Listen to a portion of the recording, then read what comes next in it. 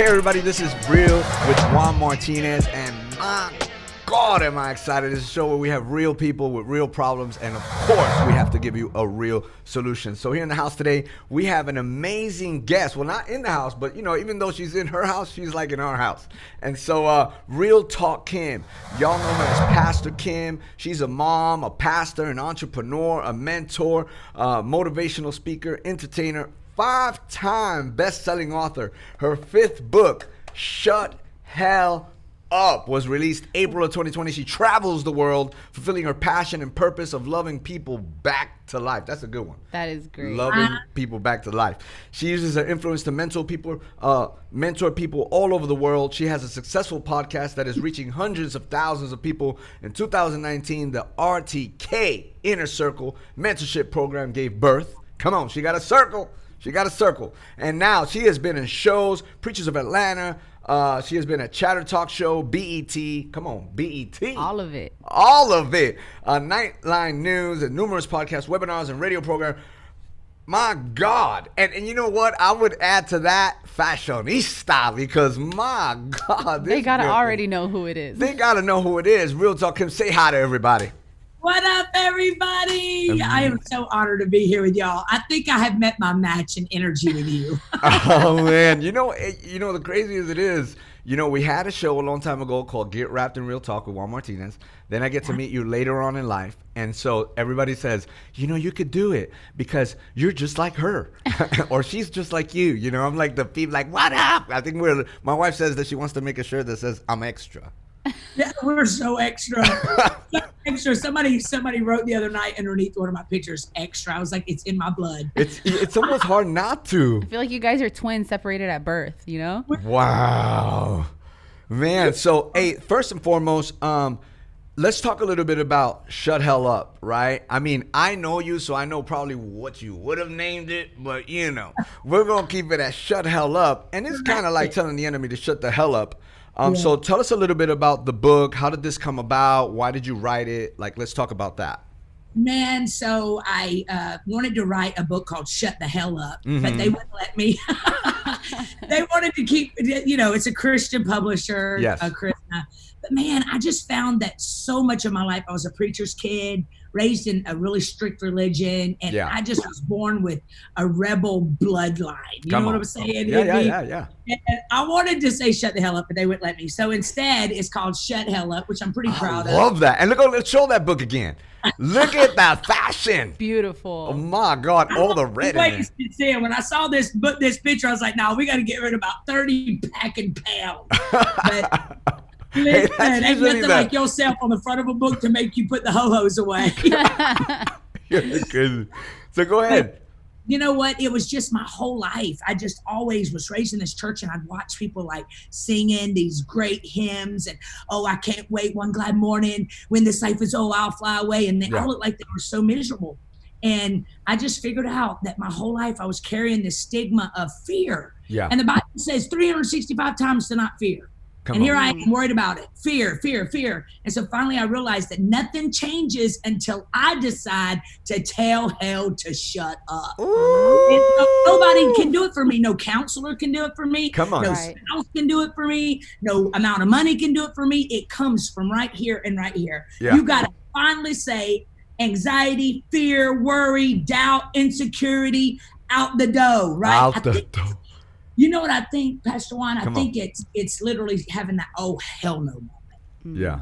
You Fact. know what I'm saying? Fact. Nothing changes till you have that oh hell no. Oh hell no. Yeah, and it has to be a personal thing, because sometimes we're so good at pointing fingers at it's because of this and it's because of that and it's because of this and it's because of that. Sometimes you truly have to you have to come to the realization that it's you. It is you. You're the common denominator. You're the one that chose him, that old loser. If he would have just done this, well, you chose him. You picked the job. You decided not to study hard, whatever it was. You did that. You did it. You snuck time in the stockroom stealing to post a post on Facebook and got fired. You're the one that didn't get your oil changed. Come on, you got drunk. You got high. Yes, you went to prison. You did sell the drugs. It was you. But no, the devil's out to get me. The devil. I can't believe it. If that's we give him too much credit. That's part of the monopoly board. That's part of it. Nothing changes because we're too busy giving this punk credit. He don't want your car. He don't want your house, and he don't want your booze. He can't do none of it. Oh my God. Hey, okay, so we're gonna share one. I wanted to talk to you and find out a little bit more about one of the. I actually would, definitely have to get the book and kind of read them all because I think they're all incredible. But the one right now that was really like sticking out to me was Ruled by Emotions. Tell us a little bit about Ruled by Emotions, since we're living in a planet right now. And even in the end times, it talks so much about lovers of self. Everything is about desire and pleasure. So when I read Ruled by Emotions, I'm like, man, that chapter right there is for now. So tell us a little bit about what that means. I laid in bed one day and was having this full-blown panic attack. And I take myself to the hospital, and I get to the hospital and I throw myself over the counter, and I'm realizing the lady ain't trying to help me at all. And so I end up just falling, acting like I'm dead. And at that very moment, I hear God say, "What are you doing?" I said, "I'm dying. I'm coming home, Elizabeth." He said, "You ain't dying, but you're going to lose $10,000 of your money just to find out you couldn't get your emotions under control." Wow. Yeah. Y'all, in the middle of that emergency room, I come up off that counter. There was a miracle that took place in Piedmont Fayette that night. I realized that when our emotions, that's where the enemy gets us, is in our emotions, because he can't take us out. So he tries to wear us out. So he starts making all of these what if, the shouldas, the couldas. You're never going to be loved. You're never going to get a better job. You got furloughed. This pandemic was, instead of realizing that the Bible says in Ephesians 3:20 that he's going to do exceedingly abundantly more than we could ever ask or think. He says in Jeremiah 29:11, "For I know the plans that I have for you, saith the Lord, plans to bless you, not harm you, give you a future and hope." So whatever you're fearing is a pile of caca. Come on. It's just not true. It's just not true. And so you got to begin to get your emotions. I got to get up this morning. I see the problem is we get up driven with our emotions, and we don't get our day started with us deciding what our day is going to look like. Instead of listening to preaching, instead of listening to the word of God, instead of spending time intentionally, we're over there Netflix and chilling, watching Little Fiery Lies. And none of that is building us and getting us ready for where we're walking into. And so you got to be intentional to stay ahead of your emotions instead of behind your emotions. Stop falling apart every time something doesn't happen. We are brats. We are brats. We want everything now. And I think we got to stay ahead of it, man. Come on. If you're sick and tired of something, change it. Wow. Period. Amen. Hey, you know that what? Is good. And don't give them no more. Go get the book. Go get the book. That's how that book starts. Ain't it? That's one of the first chapters in that book. So if you feel, if you just heard what was coming out of that was like a fire hydrant. I'm here like, you got to get some more of it. You know what I'm saying? Help it, man. Yeah. And so we want to go to one of our segments, right? Stephanie, this is, I didn't even start off to introduce Miss Stephanie, man, the co-host. What's up, guys? Glad here. to be here. I like calling her the assistant. She's actually my assistant, and she also assists in all these things. I think she's the alley-oop person. And then in the back, we got Marco, man, the media man, the cameraman in the room all the time with us. Yeah, making it happen. Without Marco, we would not be here. In fact. We need every part of the body. And so we're going to go to one of our segments. What's the segment? All right. So next we're going to talk about fear factor. So you already kind of touched on it, but what we like to do here on fear factor is we like to share a time where fear played a major part in your life, and then you're going to share with us on how you stepped out of it. You kind of already spoke on it, so let us know a time in your life. Yes, please let us know what you scared for. Come on, talk to me. So I'm not really scared of a whole lot. If I find myself scared, you ain't never gonna know it because I'm gonna bounce back. Yes, but that's what I want to hear. This is real. This is real. So I think a lot of times in Christian circles, we're afraid to say that we're afraid of something, but you see that oftentimes when the Bible's telling us not to fear means that we're going to fear. We're going to have some things we're scared of, but we step out because of our faith. It does not mean that we're not scared. And it's okay for somebody to be like, yo, I'm scared. Because I feel like we fail because we try to pretend like we're not scared, and then that just messes us up. But it's okay to be nervous, and it's okay to be, man, I'm really scared of this. When I first met you, I was talking to you about my first book, and I was like, man, I was telling you everything I was going through, and you were like, hey, don't worry about it because blah, blah, blah. And you started like, ta, ta, ta, ta, ta, ta, ta. I'm like, I got all encouraged. You walk away from Real Talk Kim, and you're like, yes, So we want to know, because that's the thing. Everybody looks at you, and they're probably thinking, She's fearless. She is never scared of anything. And guess what? She's just floating around the sky, and let us know, what is that fear factor? You know what's so crazy is today I told about this. I don't ever tell this story. Come on. But when I was working at Bloomingdale's about 8 years ago, I get a call and they said, my dad is my everything. Like, my dad is like the king, man. When he walks into a room, I know he locks the doors every night. You just feel very safe with him. And I get a call and they said, we're rushing your dad to the hospital because he's got his heart is going on. Nothing ever bad has ever happened in my family like that. Wow. And I remember I walked in that room and I looked at my dad and I fell apart because I felt like, oh my God, my dad is dying. And I was telling the story about how that God was setting us up at that very moment for now. Mm-hmm. He stayed with us, but we really lost him that day. But I was so scared, man. I literally thought there ain't no way in the world that we can make it without my dad. There's no way in the world. And now my dad's got dementia, so we're kind of living without him anyway. Wow. But God has made it where now, because he works all things together for our good, I really believe that what he's done is he's allowed us to have to learn to live. Even with here. Now we take care of him. But man, that talk about fear. I walked in that room and I was like an extra on a movie. I was like Medea walking into a room, like, because it grips you, right? In the beginning, it grips you. You don't know what's going to happen. It's unknown. You don't know if he's going to last another day, right? But you're hoping. And he's there a ain't rock. nothing like that feeling. There's nothing like that feeling of your dad, your everything, that is laying on that bed, this strong man, and all of a sudden he looks so helpless. How do you step out of a moment where you're scared? Like, how do you step out? What does it look like when you get afraid? What does Real Talk Kim do to step out of that fear? Man, I have to go somewhere and talk to myself. I have to literally leave the scene of the crime. Like, I have to go. I have a literally, I know everybody says, oh, you have a prayer closet. I really do have a prayer closet.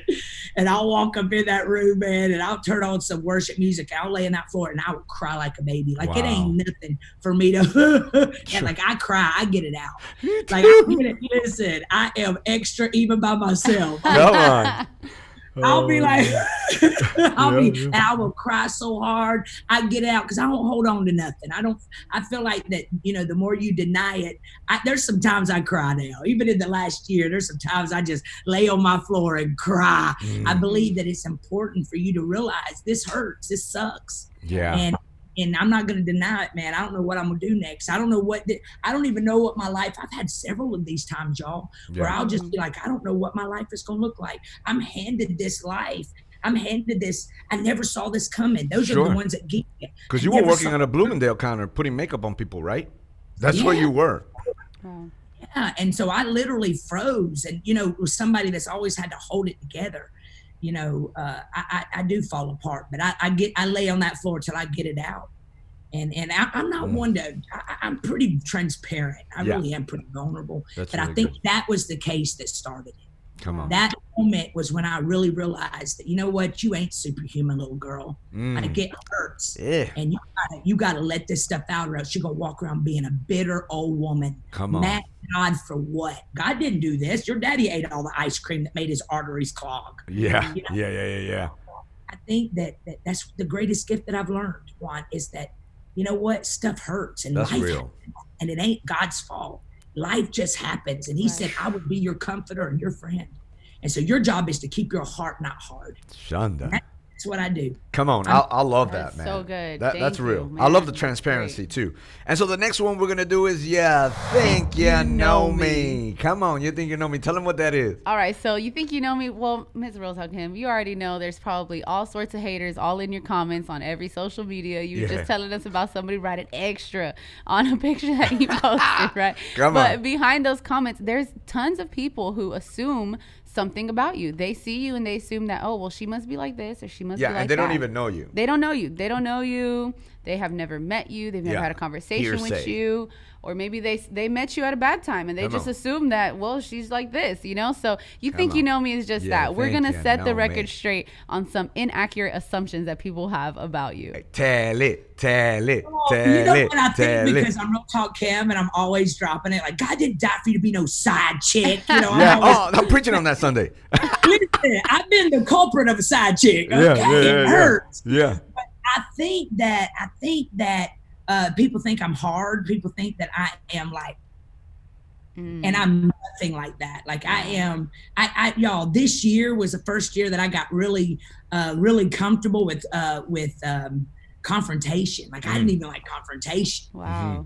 So I would even run from confrontation. Yeah. Now this year, a miracle's taking place. And I'm firing some people. Hey, this You're year you're like, confronting all of this it. year, Ain't like, let's nobody talk. safe. Oh my No, God. I'm still a softie. I'm not one of those to just cut people off. Like I will ride hard for you. And I think that my appearance and the way I come across seems real hard, but I'm really, really very soft. Aw. But I'm just very driven. So Wow. I ain't that hard. I'm Real Talk, but I ain't loud mouth chunky butt. Come on. That's really good.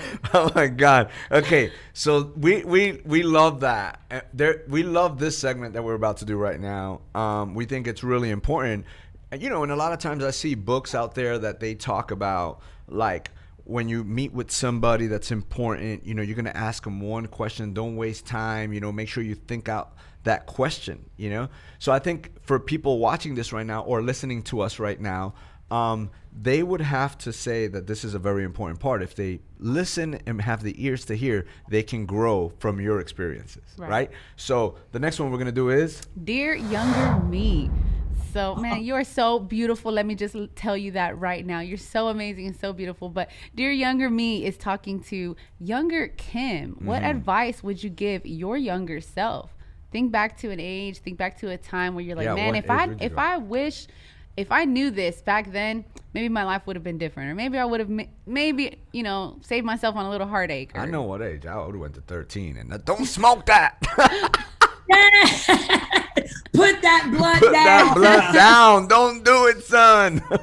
You know, mine was ironically boys. You know, What age?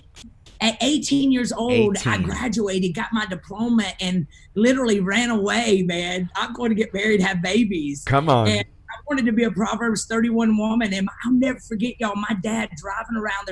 There's a road in Atlanta called 285, and it's one complete circle, and it's like 45 minutes. Yeah. He rode me around that thing for 3 times, begging me not to get married. He was like, Kimberly, don't you get married, girl. Don't you get married. I will send you to law school. I'll buy you a BMW. Yo, you would have been a heck of a lawyer. Wow. Imagine you as a lawyer. Yeah. Oh my God. I was going to law school, but I had this idea because in this religion, that's what you did. All the girls just got married young and became wives. And so that's what I was going to do. You could drop the And mic on just that. think, That's good. I would have told Kim, because I think I started a cycle back then where I just needed, I thought that was what I needed to, I don't know, man. But at 47, I realized that ain't all she wrote. Wow. So what would you have said? Let's say you were going to kind of like Back to the Future. You would have went back, you had the ability, and this Kim would have spoke to that Kim. What would that encounter be like? And what would you have said to that young girl that's 18, that's probably repeating cycles? And what would you say to you? I would just say, just go to college, be the change. You don't have to walk down the same path as your mom. You don't have to, because I spent my whole life trying to be Ann Taylor. When God created me to be a Betsy Johnson, I was literally trying to fit in to the mold of Pentecost. Wow. And I would tell her, go to college, become that lawyer, stand up and fight for rights. I would have been the activist. Anda, I'd have been man. walking down front like, what? And I think that I would tell her, slow your roll and go after your dreams, girl. Go after your dreams. It's not you're complete without a person. You're complete. That's Man, good. that right there. That's for a lot of 18-year-old girls. Come on. Hey, right now, That's what we Stephanie's want, like, right? I'm We like, want to be I feel you on Proverbs that. 31. You know, we do. We want to be this Proverbs 31 because that's what we were brought up in, and You know, you sit there and look pretty with your high heels and your purse and your dress matches, and you can sing beautiful, and you just make your husband look great. And that's just, I wish I would have just been like, girl, break the mold. Break the mold. That's good. That's good. That's good. Okay, so when doing this, you know, depending on the guest, and I feel like you're the fun guest. So I definitely want to ask you, okay, if you were gonna go talk to Real Talk Kim 2 years ago, what this Kim would say to that Kim 2 years ago, right? Because you're still younger, you know. yeah, we all I get mean, you know why I like doing this? Because I feel like we learn lessons. Like there's a lot of lessons you learn just from a pastoring, a lot of lessons from life. And I feel like when we can literally talk to ourselves 2 years ago is really when you truly, it's not just about the experience, it's what you learned out of the experience, right? Because we can go through experiences and learn nothing. Yes. Right? You still see like people who are still immature and they're 60, you know? So realistically, I like to talk about your experiences and what you've learned. So what would be something that you could say to Real Talk Kim in the last 2 years? If you could go 2 years ago and you could talk to yourself, what would it be? I would tell her to stop taking things personal. Stop taking things personal. When people walk out of your life, stop taking it personal. People leave, man, and don't get stuck on stupid. Just go. It. And I would have, especially as God grows your life and God grows your ministry and God gives you a church, and don't hold back just because you've had a few bad apples. Still give your all. Don't get stuck. Don't get angry. Don't get mad when people leave your life. Don't take it personal, especially if you don't know them personally. Yeah. So I think I would stop. I would have definitely 2 years ago benefited from that, because man, back then I'd have to drink me a bottle of wine at night. Come on. No, yeah, I hear you. I'm not even kidding. Like I found myself, man, 2 years ago was a wake up call for me. A year ago was a wake up call for me, where I was traveling 51 weeks out of the year, and I was so stuck on people walking out of our lives that I would literally come home and have to drink a glass of wine and end up drinking the whole bottle. Yeah. And God got my attention a year ago, man, and said, girl, you better get your whole life together. And That's that was a bad place for a lot of people in my life, because I found me again. You Yeah. know what I'm saying? Yeah. I was like, oh, I can't believe, because that's what we do to not fix things in our lives. We'll just numb it. And the greatest preacher on the planet just numbs it because we don't want to talk about it. Now you're getting real right here. You're getting, right now you're all up in the businesses. We don't want to talk about it, Juan. We don't want to say, man, my life really sucks behind closed doors. Out here, it's great, but back here, and I just think that, you know, I wouldn't have been where I'm glad I did, because man, it was the greatest thing that ever happened to me. Absolutely. Hitting rock bottom at 2 years ago. But man, I would just have said stop. And now I don't take it personal. Now I love you. I'm not angry. I'm not bitter Betty. I love everybody. I can pray for everybody. I want everybody to do better than me. I don't mind sharing my platform. I mean, there's just not an angry, jealous bone. And I'm sure it's because 2 years ago I found myself and said, nah, girl, that ain't who you are. And I love that, because I mean, you know, I joke about you guys being twins separated at birth, but because of people like you, both of you, is that other people can say, you know what, they're human too, and they relate to it, and they have their struggles, and they, you know, but when you can only do that when you're transparent, you know. Yeah. And so you guys being real, Pastor Juan, this is real talk Kim, all of it is needed and necessary. Yeah. And you know, we're watching people literally die right now, pastors of mega churches. Fact. Dying because they Suicide, can't like talk crazy. about this. No, they can't, because they're in bubbles. The world, you know, I was hearing someone speak who's very well known, and he was sharing that he had asked 3 of his friends that are very well known as well, and they were like, what's one of the worst things that happened in ministry? Now, of course, us who do ministry, you're thinking of 50 things, but the one thing they all said the same, and were in different occasions asked the question, was that they said people making us famous.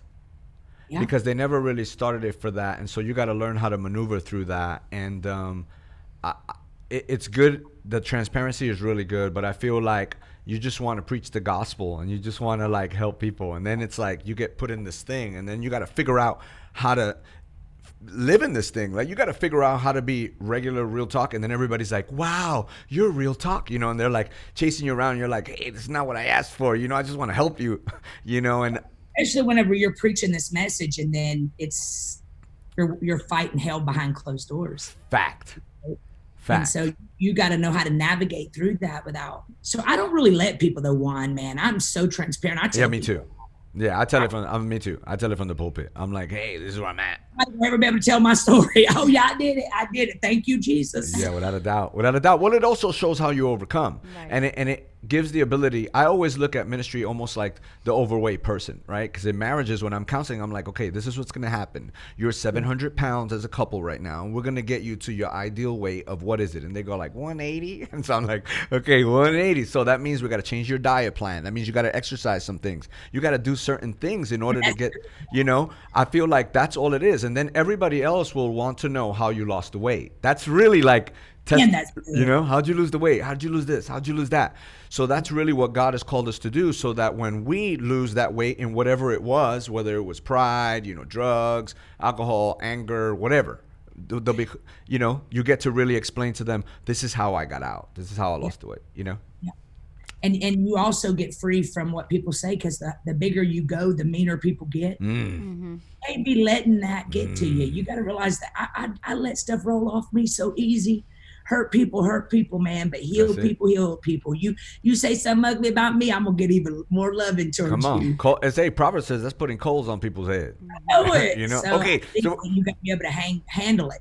We're gonna do the final one, the final segment, and the struggle was real.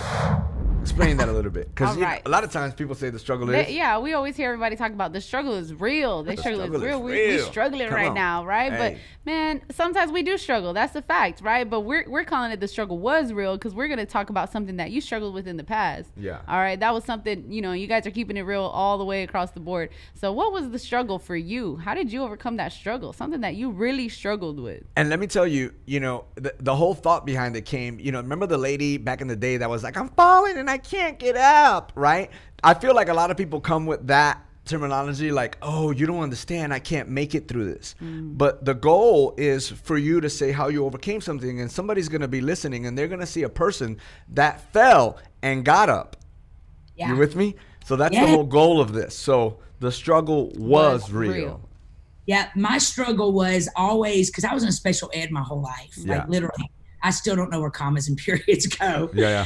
And my struggle was always trying to pretend that it was better than it was in my life. Wow. So I would always, like, I'd get around people that could quote all these scriptures, and then I'd be like, oh my God, I would literally preach, and I'd go home and I'd beat myself up. I'd be like, that was the stupidest sermon you ever preached in your life. They're never going to ask you back. And then, so I started being intentional about, I'm not going to waste this whole journey. I'm not going to waste this. God, I literally was praying specifics. God, help me get free. That was when I was drinking the bottle of wine. Yeah. And I was like, God, I need to get free from feeling like I don't deserve to be here. And man, when I tell you, God got me so free, I got so free, I got so delivered, it took me till I was probably about 45, 46, 47. I started walking in what God's called me to walk in. I walk in and I'll come in with the thunder, man. It's like, this is what God's given me. Yeah. But I'm telling you, it was because I got free from people. People had me bound. Wow. People, the way they looked at me, thought I was too extra. I'm too much. And I would try to calm myself down. I would talk to myself, Kim, you're going to slow down. When you walk in there, you're going to talk like a grown up for about at least 30 minutes into your sermon. Don't start on 100. And as soon as I get that mic, I'd be like, wow. And that just got to a point where I was like, God, you created me this way. And so in my prayer was, Lord, let me always be me. And man, when he set me free, he set me all the way free.